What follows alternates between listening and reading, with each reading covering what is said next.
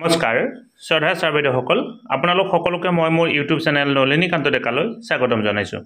Sir বাইদেউসকল শিক্ষা বিভাগৰ তৰফৰ পৰা এক জৰুৰী নিৰ্দেশনা আহিছে। ভিডিঅ'টোৰ জৰিয়তে সেই নিৰ্দেশনাখনৰ বিষয়ে আপোনালোকক জনাবৰ কাৰণে চেষ্টা কৰিম। এইখন হৈছে অসম চৰকাৰৰ ডাইৰেক্টৰ অফ ছেকেণ্ডাৰী এডুকেশ্যনৰ তৰফৰ পৰা 24/6/2024 তাৰিখে অহা এক বিশেষ নিৰ্দেশনা। শ্ৰীমতী মমতা হোজাই ডাইৰেক্টৰ অফ ছেকেণ্ডাৰী এডুকেশ্যনৰ তৰফৰ পৰা প্ৰতিখন জিলাৰে ইনস্পেক্টৰ অফ স্কুলসকললৈকে অহা এক বিশেষ নিৰ্দেশনা আৰু ইয়াৰ বিষয়বস্তুটো হৈছে updation of subject in teachers profile in Shiksha Setu portal, অৰ্থাৎ শিক্ষা হেতু পৰ্টেলত এই updation of subject in teachers প্ৰফাইলত গৈ সাবজেক্টটো আপডেট কৰাৰ কাৰণে এক বিশেষ নিৰ্দেশনা আহিছে। অৰ্থাৎ শিক্ষকসকলে কি কৰিব লাগিব, শিক্ষা হেতু পৰ্টেলত গৈ আমাৰ এপ্লিকেশ্যন আৰু পৰ্টেল দুটা বিভাগ আছে, পৰ্টেলত গৈ কি কৰিব লাগিব, তেওঁলোকে তেওঁলোকৰ বিষয়টো কি বিষয় তেওঁলোকে লয় বা সেই কথাখিনি পৰৱৰ্তী পৰ্যায়ত আমি গম পাম। বিষয়টো তেওঁলোকে কি কৰিব লাগিব, আপডেট কৰিব লাগিব। এতিয়া চাওক ভিডিঅ'ৰ কথাখিনি কি ক'ব কাৰণে চেষ্টা কৰিছে।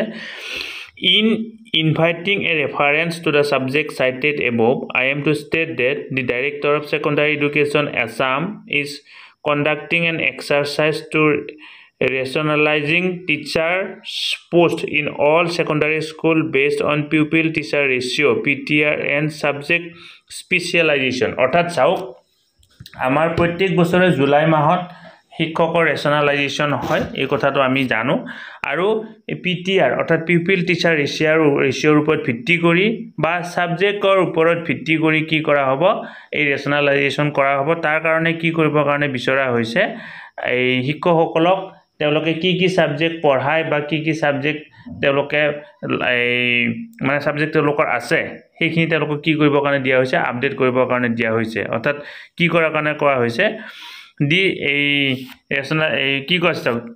to accurately assess the subject-wise distribution of teacher, it is necessary to know the specific subject in which graduate teacher GT and postgraduate teacher PGT have obtained their degrees. অৰ্থাৎ তেওঁলোকে বিদ্যালয়ত কি ছাবজেক্ট পঢ়ায় সেই কথাটো কোৱা হোৱা নাই, তেওঁলোকে তেওঁলোকৰ গ্ৰেজুৱেট আৰু পোষ্ট গ্ৰেজুৱেট কি ছাবজেক্টত লৈছিল সেই কথাটো ইয়াতে কোৱা হৈছে। অৰ্থাৎ তাৰ ওপৰত ভিত্তি কৰি তেওঁলোকক কি কৰা হ'ব, ৰেচনালাইজেশ্যন কৰা হ'ব। কিবা কাৰণত হয়তো মই বেলেগ ছাবজেক্ট পঢ়াব পাৰোঁ, সেই কথাটো কোৱা হোৱা নাই।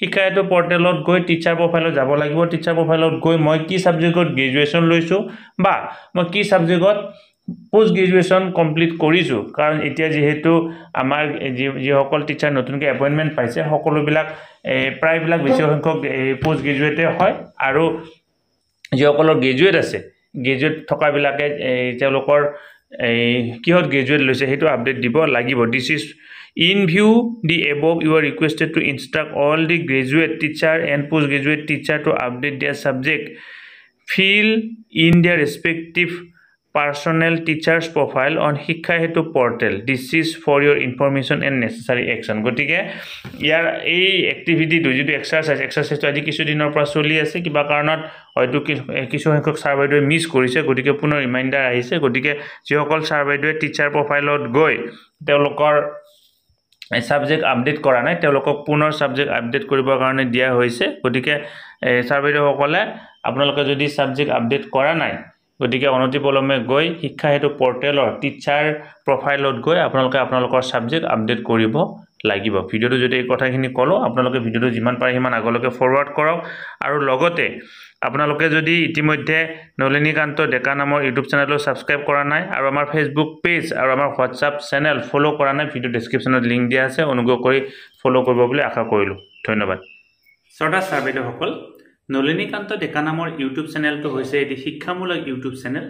এই চেনেলটোৰ জৰিয়তে আমি শিক্ষক, ছাত্ৰ ছাত্ৰী, অভিভাৱক আৰু বিদ্যালয়ৰ কাৰণে উপযোগী কিছু ভিডিঅ' প্ৰস্তুত কৰিবৰ কাৰণে চেষ্টা কৰোঁ। আপুনি যদি আজি পোনপ্ৰথমবাৰৰ কাৰণে এই চেনেলটো চাইছে, অনুগ্ৰহ কৰি চেনেলটো ছাবস্ক্ৰাইব কৰিব আৰু অল নটিফিকেশ্যন প্ৰেছ কৰি থ'ব।